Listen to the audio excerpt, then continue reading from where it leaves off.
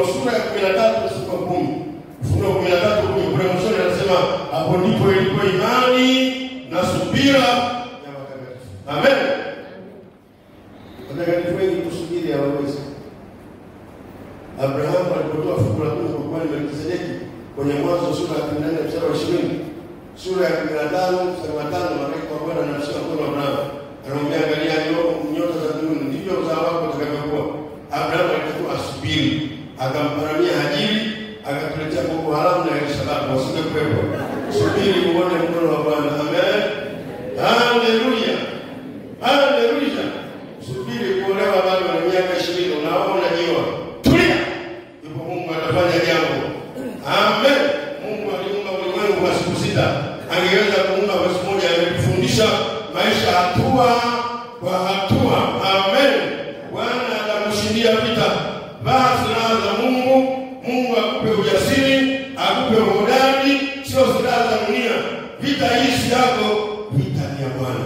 Simama kwa miguu yako tumshukuru.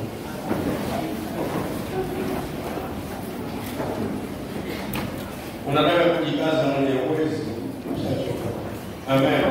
Acha Mungu akusaidie. Wala usipaswale kama unaona. Mimi ni profesa Magoli na nimeomba figo, nimeomba nyonga, na ndio hapa mashahidi. Nimeomba koo, ENT, Profesa Minja, nimeomba moyo kwa sababu cardiologist mmoja ananiambia unakufa na mpango daktari. Nimekaa kwenye kiti miaka 2, nimelala kwa pamoja katika miaka 5 kwa pamoja. Sio sikugeuka, sio kuinama. Yaani na figo zimekataa. Nimeumwa sukari, sasa nakula chochote. Nimepima sukari siku moja hotelini, nikakuta nina 2. Nimepima tena kwa plus street 2 tena. Nimekunywa soda ya kwanza 2. Nimekunywa soda ya pili Sprite 2 pale. Ya tatu Sprite 2 usiku. Tumbo limejaa kwa kuingiza soda hapo. Nikasema kama vita hii ya Mungu, Mungu atanishindia. Nikachana vizuri ili nife fresh baadaye. Nikachana nikavaa vizuri, nikasema kama kufa na nife nimejisila. Hata kama niko duniani sawa, siko sawa. Amen. Mungu ndiye analeta duniani, anajua safari ya maisha. Nikachukua karatasi yangu nikaandika kufuata baada. Nikaanza mimi naitwa Richard Jackson Zananja, millionaire, na mke wangu mmoja Dr. Rose, na watoto. Mtu atakayenyang'anya mali yangu atatoka kwa siku nimpige roba. Naandika kufuata baada. Amen. Nakupa kinyonge. Ukiapa wanaogopa, wapo wanaogopa. Nikalala pale ili nife asubuhi nimeanza kupima na sukari 6 nomo, nikachana kikaratasi nikatembea kama nyani dume. Maisha yanasonga mbele. Niko mpaka leo na sisi mapema. Amen. Lazima miaka 80 niguse katika jina la Yesu. Miaka 90 tuone wazee. Sisi mapema. Amen. Ana vita yangu vita ni ya Bwana. Nitajenga nyumba lazima nikae. Anaandika Isaya 65:21. Isaya 65:21. Nitajenga nyumba na kukaa, utapanda zabibu na kula matunda yake.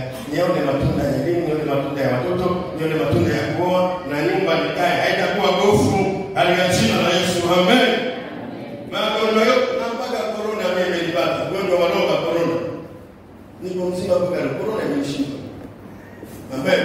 Nilienda kumwombea kwa sababu ana kisukari na kansa nikamkumbatia. Kwa ninadai na corona nikakumbatia. Chukua kulife.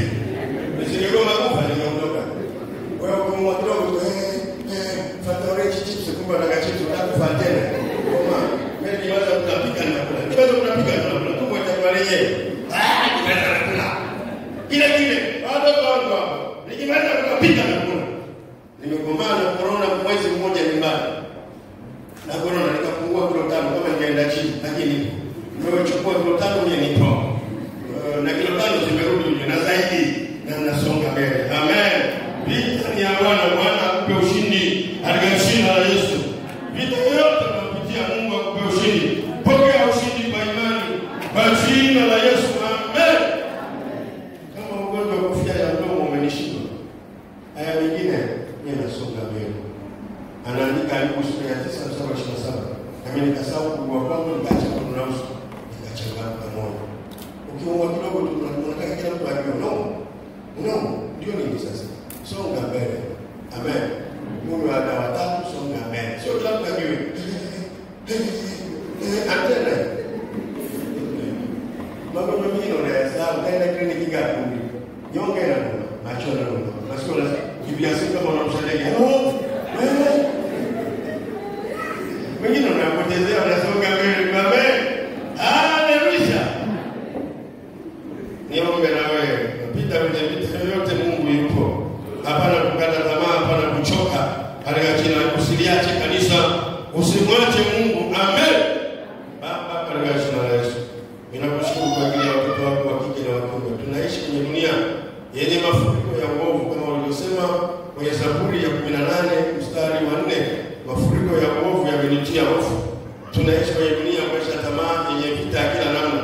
Vita kazini, vita kwenye ndoa, vita kwenye masomo, vita kwenye maroho ya familia, vita kwenye maagano na maapizo, vita ya magonjwa. Wakati mwingine tumevunjika moyo, tumekata tamaa.